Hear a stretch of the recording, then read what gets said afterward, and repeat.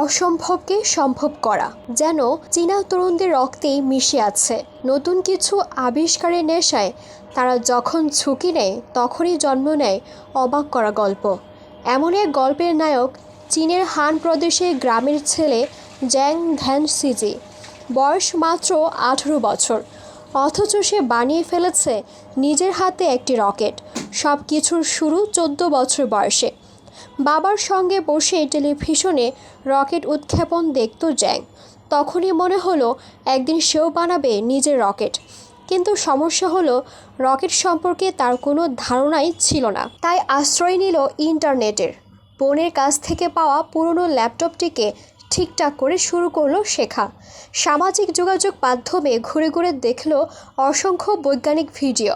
প্রথমে খাবারের সার, চিনি ও পানির মিশ্রণ দিয়ে বানাতে চাইলো জ্বালানি, কিন্তু ব্যর্থ হলো, থামলো না। স্কুলে শেখা ফিল্ট্রেশনের পদ্ধতি কাজে লাগালো। এবার সফল হলো বিশুদ্ধ জ্বালানি তৈরিতে।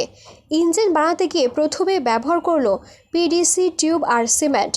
আবার ব্যর্থতা, কিন্তু জ্যাং হাল ছাড়ার মানুষ নয়। নববর্ষে পাওয়া উপহারের টাকা দিয়ে কিনে নিল পুরনো একটি 3D প্রিন্টার। ধাপে ধাপে এগোতে এগোতে অবশেষে 2023 সালের জুনে বানালো নিজের প্রথম রকেট।